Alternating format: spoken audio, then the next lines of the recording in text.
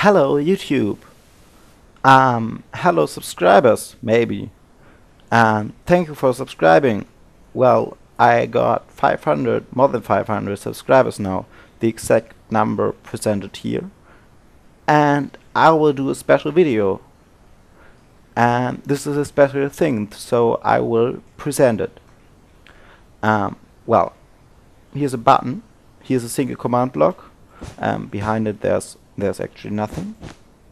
There's a large structure, and well, let's see what happens.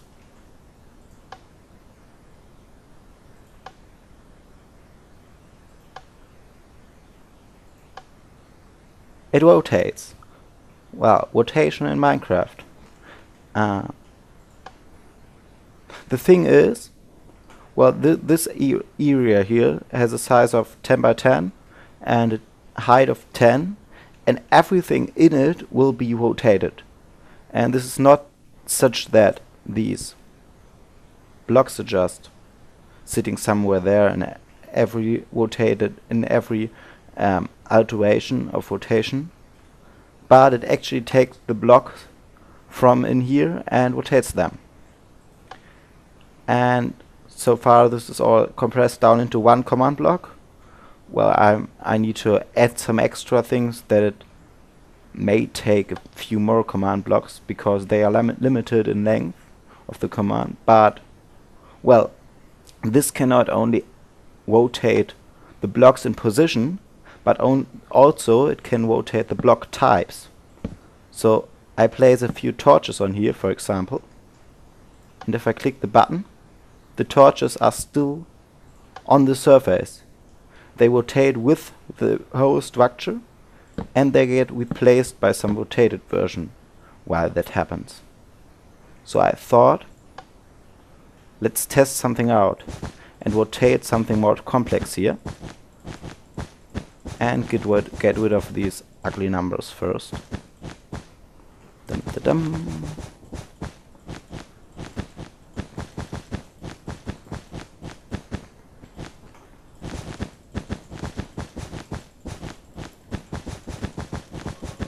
Done. So the cool thing about this is that I've actually enabled it to rotate redstone. For example, something redstoney, click the button, it rotates. So you can rotate entire redstone circuits. Well, the most important thing I made possible is that it actually can rotate pistons. And not just normal pistons, it can rotate non-sticky pistons, not just retracted pistons, but extended ones too. That was actually a very tricky thing to implement, because piston heads don't like to be separated from their base and such things. And I won't go into the implementation details of this thing in this video in detail, but I will test it now with something more complex. So I'm gonna build a hidden 2x2 piston door.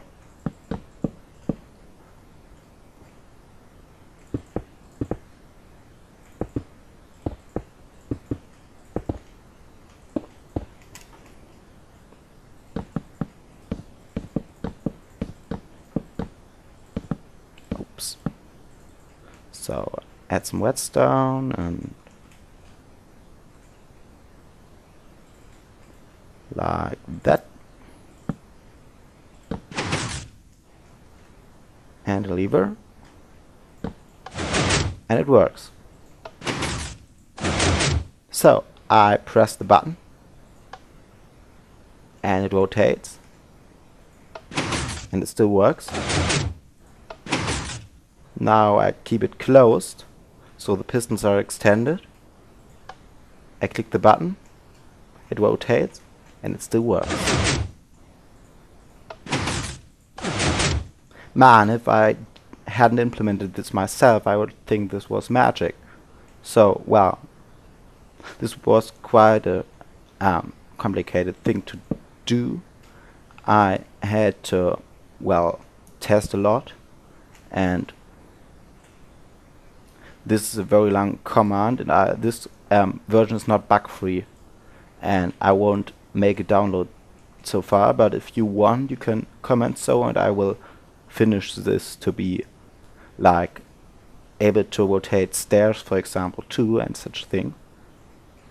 But about the rotation part, I want to talk a little bit about how the positions of the block get rotated, because I did not just copy every single block into the to the final position, but I did it so that I would require a minimal amount of clone commands for that.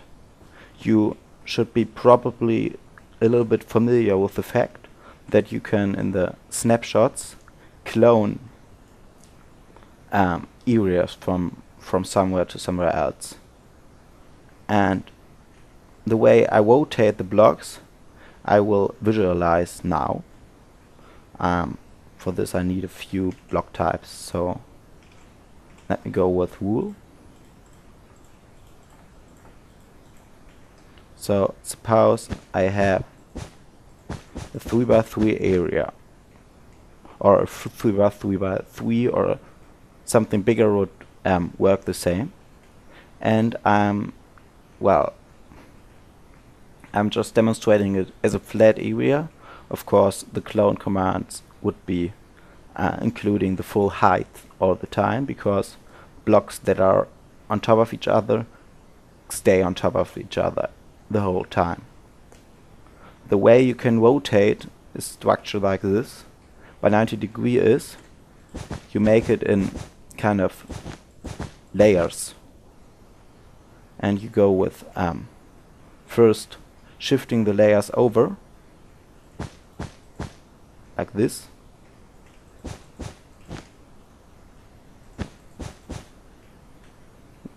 and then you go with these kind of layers,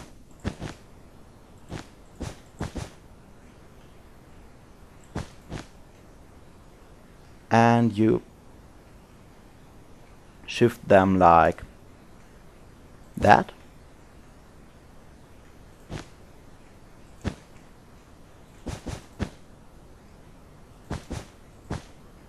And then you go with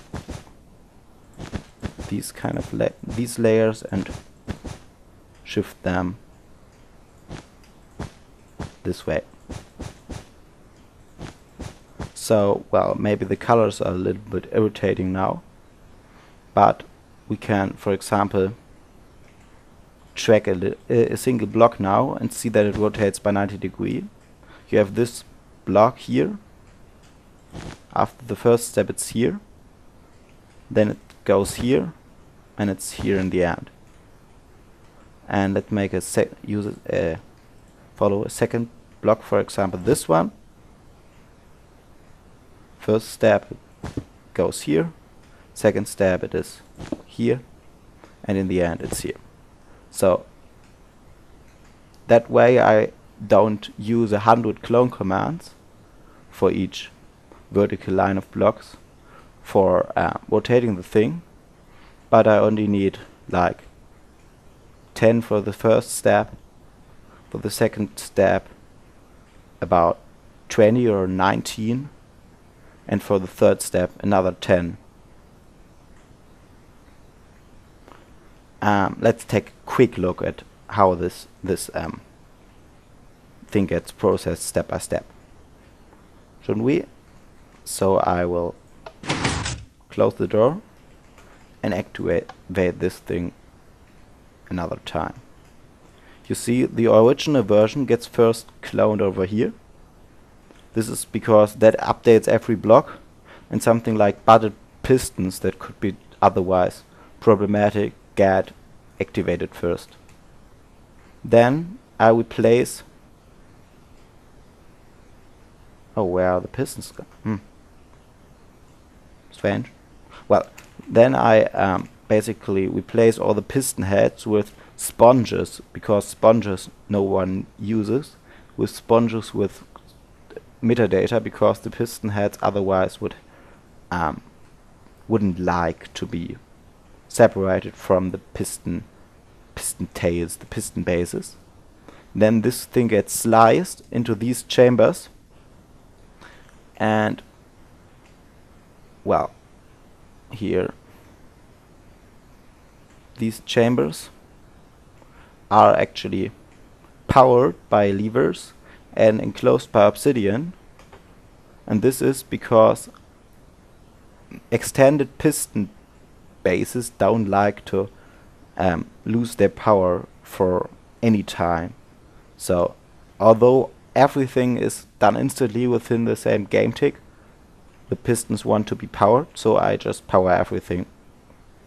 And because retract pistons should not extend vertically, I enclose it in obsidian, because otherwise it would break the scaffolding out. Then I take these kind of slices, put it up here, and do that in a way that everything is separated in such columns, such vertical block lines. And then in there I can safely rotate things like torches because they have solid blocks all around them. Then I copy these things in here together. Before I do that, I fill these areas with solid blocks too, because otherwise torches or buttons would have a problem if they get placed before the block they are sitting on. And then I fill this area with stone, with the solid block, and put these slices slice by slice in there. So I hope you like this creation. Once again, thank you really much for subscribing if you did, because then this video is dedicated to you. If you haven't already, and you want this video be dedicated to you too, you can subscribe now by clicking the subscribe button below the video. And goodbye.